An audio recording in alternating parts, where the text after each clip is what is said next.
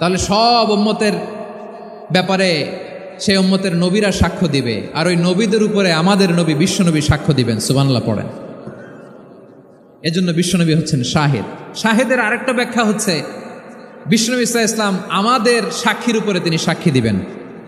তিনি নবীদেরও সাক্ষী, আবার আমাদের উপর উম্মতের উপরও সাক্ষী। সুবহানাল্লাহ পড়েন। রব্বুল আলামিন বলেন, وَكَذَلِكَ جَعَلْنَاكُمْ أُمَّةً وَسَطًا لِتَكُونُوا شُهَدَاءَ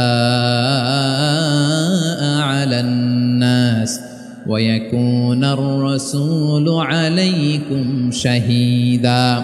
আর অনুরূপভাবে আমি তোমাদেরকে মধ্যমপন্থী উম্মত হিসেবে তৈরি করেছি, প্রেরণ করেছি। ব্যালেন্সড উম্মাহ, মধ্যমপন্থী উম্মাহ হিসেবে প্রেরণ করেছি, যাতে করে তোমরা সবার উপরে সাক্ষ্য দিতে পারো, আর যাতে তোমাদের নবী হতে পারে তোমাদের উপরে সাক্ষ্যদাতা। পড়েন সুবহানাল্লাহ।